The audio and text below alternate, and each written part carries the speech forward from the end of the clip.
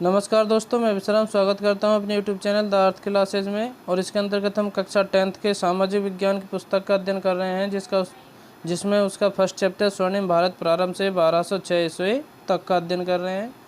और ये हमारी वीडियो का आज 5वां पार्ट है, जिसमें हमने देख लिया था मौर्य काल या मौर्य समाज या मौर्य वंश। उससे पहले हमने सिंधु सभ्यता देखी, जिसमें मौर्य वंश में हमने अंतिम देखा। क्या देखा भाई?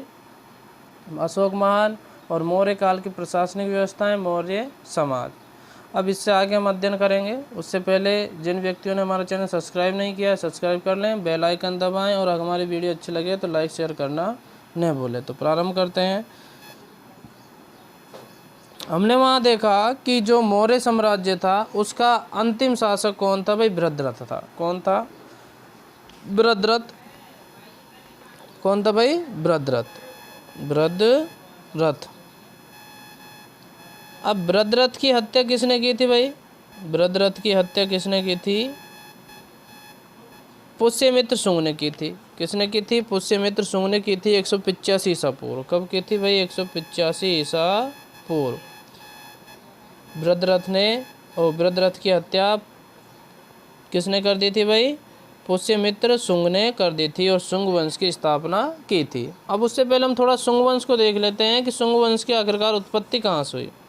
शुंग वंश की उत्पत्ति, शुंग वंश को महर्षि पाणिनि ने भारद्वाज गोत्र का ब्राह्मण वत कहा है। क्या कहा है? भारद्वाज गोत्र का ब्राह्मण कहा है। किसने? पाणिनि ने। किसने कहा है? पाणिनि ने। बौद्धायन श्रेय सूत्र से पता चला है कि वैम्बिक काश्यप गोत्र के ब्राह्मण थे। कौन थे? वैम्बिक काश्यप गोत्र के ब्राह्मण भी कौन थे? शुंग वंश के सदस्य थे। मालविकाग्नि मित्र। कौन सा? मालविकाग्नि मित्र में पुष्यमित्र के पुत्र अग्निमित्र को वैम्बिकम कुल से संबंधित बताया गया है। किसमें बताया गया है? वैम्बिकम कुल से संबंधित बताया गया है। किसको? पुष्यमित्र शुंग के पुत्र अग्निमित्र को। आश्वालायन स्रोत सूत्र में शुंगों का उल्लेख आचार्यों के रूप में वेदरायक उपनिषद में सौंगिपुत्र नामक एक आचार्य का उल्लेख मिलता है। किसका मिलता है? सौंगिपुत्र नामक आचार्य का एक उल्लेख मिलता है। शुंग पहले मौर्यों के पुरोहित थे। यानी कि बृहद्रथ की जब हत्या की थी किसने? पुष्यमित्र शुंग ने। तो उस समय तो पुष्यमित्र शुंग बृहद्रथ का क्या था भाई? सेनापति था। क्या था? सेनापति। पर उससे पहले की बात करें तो शुंग पहले मौर्यों के क्या थे? पुरोहित थे। क्या थे? पुरोहित थे। आगे बात करते हैं। पुष्यमित्र शुंग 184 या 85 ईसा पूर्व से 148 ईसा पूर्व तक। पुष्यमित्र अंतिम मौर्य शासक बृहद्रथ का प्रधान सेनापति था। क्या था भाई? प्रधान सेनापति था। कब? 185 ईसा पूर्व या 184 ईसा पूर्व। 184-85 भी कह सकते हैं हम इसको। उसने स्वयं को 2 अश्वमेध यज्ञ किए। क्या किए भाई? पुष्यमित्र शुंग ने 2 अश्वमेध यज्ञ करवाए। क्या करवाए? 2 अश्वमेध यज्ञ करवाए। पुष्यमित्र ने मगध साम्राज्य पर अपना अधिकार जमाकर देश की रक्षा की।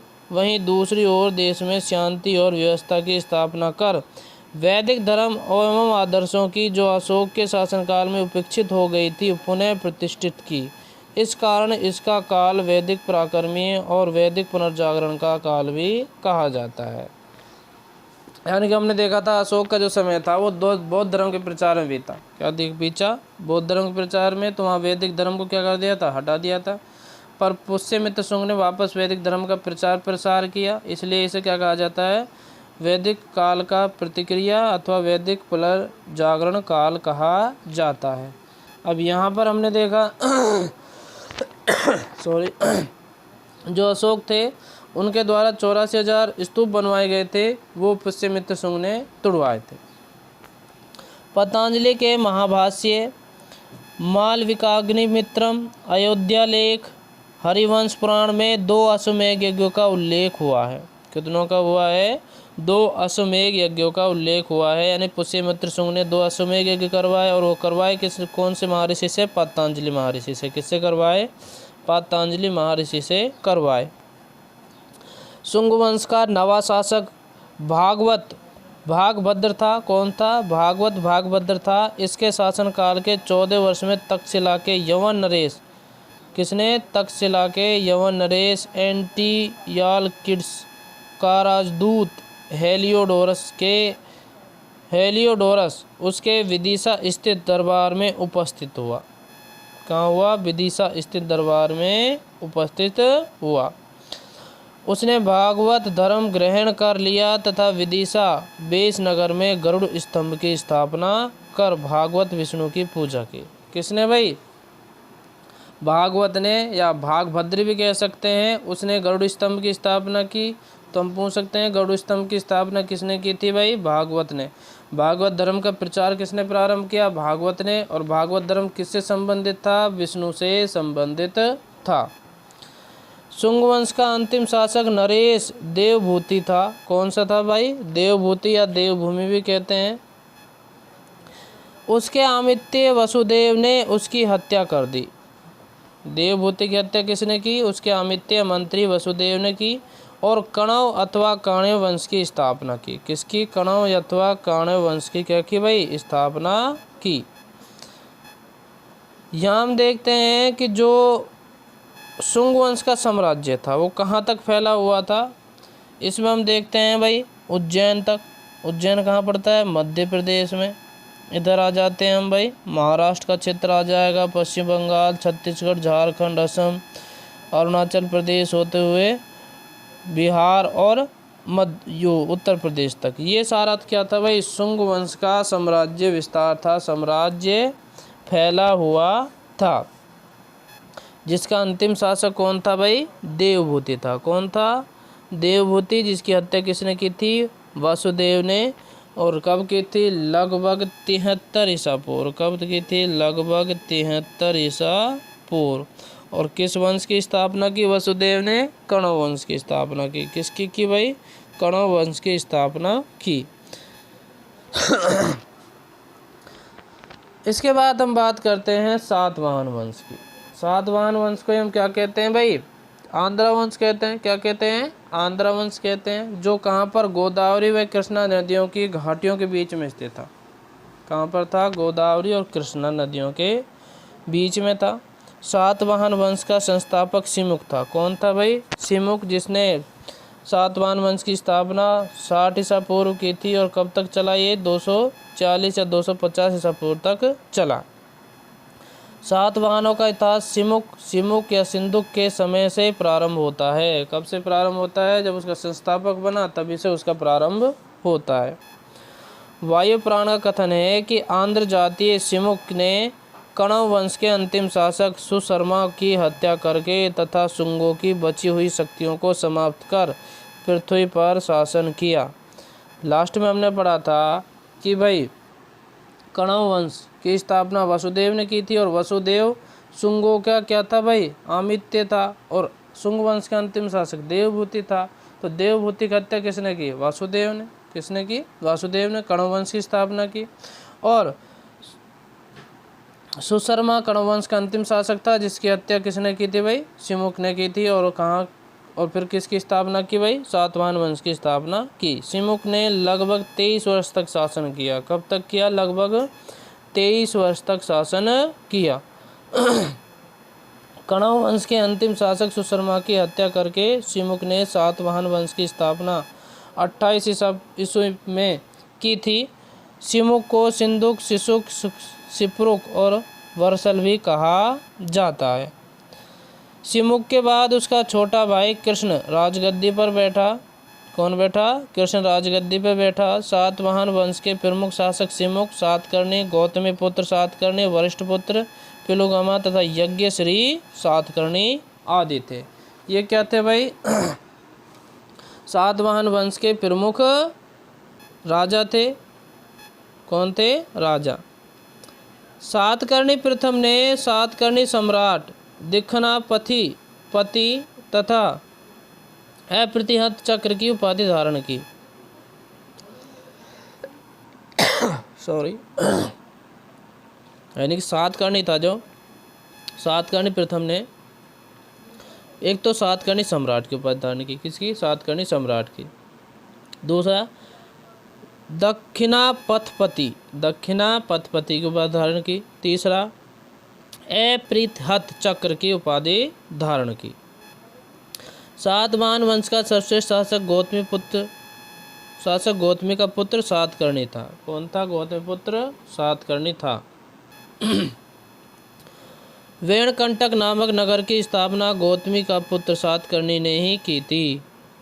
किसकी? वेणकंटक नगर की स्थापना गौतमी पुत्र सातकर्णी ने की थी। सातवाहनों की राजकीय भाषा प्राकृत थी। कौन सी थी भाई? प्राकृत थी। सातवाहन वंशी राजकुमारों को कुमार कहा जाता था। क्या कहा जाता था? कुमार कहा जाता था। सातवाहन काल में सरकारी आय के महत्वपूर्ण साधन भूमि कर, नमक कर तथा न्याय शुल्क कर थी। कौन कौन से कर थे? भूमि कर, नमक कर तथा न्याय शुल्क कर थी आय के प्रमुख साधनों में। आगे बात करते हैं। सातवाहन काल में 3 प्रकार के सामंत महारथी, महाभोज तथा महासेनापति थे। कौन कौन से थे? महारथी, महाभोज तथा महासेनापति थे। इस काल में तांबे तथा कांसे के अलावा शीशे के सिक्के भी काफ़ी प्रचलन में थे। यानी कि सातवाहन वंश के समय तांबे, कांसे और शीशे के सिक्के काफ़ी प्रचलित हुए थे। सातवाहन काल के मुख्य रूप से 2 धार्मिक भवनों का निर्माण काफ़ी संख्या में हुआ। पहला है चैत्य और दूसरा है बौद्ध मंदिर या बौद्ध भिक्षुकों का निवास स्थान। कौन कौन सा भाई? चैत्य या बौद्ध मंदिर। अब चैत्य की बात कर रहे हैं तो चैत्य कौन सा? कार्ले का चैत्य। कौन सा? कार्ले। कार्ले का जो चैत्य था, इसको लिख लेना। कार्ले का चैत्य सुप्रसिद्ध है। क्यों प्रसिद्ध था? इसलिए सुप्रसिद्ध था क्योंकि यहाँ पर 40 मीटर लंबा, 15 मीटर ऊंचा यह चैत्य वास्तुकला का अद्भुत उदाहरण है। क्या है? अद्भुत उदाहरण है। सातवाहन काल में व्यापारी को नेगम कहा जाता था। क्या कहा जाता था? नेगम। व्यापारियों क्या कहा जाता था? नेगम कहा जाता था। व्यापारियों के काफिले के प्रमुख को सार्थवाह कहा जाता था। क्या कहा जाता था? सार्थवाह कहा जाता था। सातवाहनों ने ब्राह्मणों को सर्वप्रथम भूमिदान एवं जागीरदार देने की प्रथा का प्रारंभ किया। किन्होंने? सातवाहन वंश के शासकों ने सर्वप्रथम ब्राह्मणों को भूमिदान और जागीर दान देने का चलन प्रारंभ किया था। अब हम देखते हैं सातवाहन वंश के राजाओं के नाम। प्रमुख राजा कौन थे भाई? प्रमुख था शिमुख, दूसरा था सातकर्णी, फिर तीसरा था गौतमीपुत्र सातकर्णी। इस वंश का सबसे प्रसिद्ध शासक था। इन्हें शक, पल्लव या यवन शक्तियों का विनाशक कहा गया है। इन्होंने राज तथा महाराज की उपाधि भी धारण की। अगला आता है वशिष्ठपुत्र पुलुमामी। तीसरा आता है कृष्ण द्वितीय सातवाहन राजा हाल। इस वंश का 17वां शासक था। इसने प्राकृतिक भाषा में सप्तशती नामक एक ग्रंथ का संकलन किया था। इसको भी देख लेना। महेंद्र सातकर्णी और कुंतल सातकर्णी। ये हो गया हमारा सातवाहन या आंध्रवाहन वंश, जिसका विस्तार किसके बाद हुआ? शुंग वंश के बाद हुआ। और शुंग वंश का बाद किसका हुआ था? कण्व। छोटे रूप में कण्व इतना विकास नहीं कर पाया और कण्व को सुशर्मा का जो अंतिम शासक था सुशर्मा, उसको हत्या कर शिमुख ने सातवाहन वंश की स्थापना की थी। ये हमारा सातवाहन वंश है जिसका विस्तार क्षेत्र पूरे दक्षिण में है। लगभग कहाँ पर है? पूरे दक्षिण में, या कह सकते हैं भारत के प्रायद्वीपीय मध्य प्रदेश से लेकर प्रारंभ होकर और लास्ट केरल, तमिलनाडु तक इसका विस्तार था। यानी कि हम कह सकते हैं कि सातवाहन वंश का दक्षिणी भारत में खूब विस्तार हुआ, अधिक से अधिक विस्तार हुआ था। तो ये हमारा चैप्टर हो गया। आज 2 वंश हमने देखे, शुंग वंश और सातकर्णी वंश। अगर वीडियो अच्छी लगी हो तो लाइक शेयर करना ना भूलना, और इसके अलावा ज़्यादा से ज़्यादा सब्सक्राइब करें और बेल आइकन दबाएं नई नई वीडियो देखने के लिए। अब हम कल बात करेंगे गुप्त वंश की। गुप्त वंश के प्रमुख शासक कौन कौन थे और गुप्त वंश का विस्तार किस प्रकार हुआ। तब तक के लिए नमस्कार।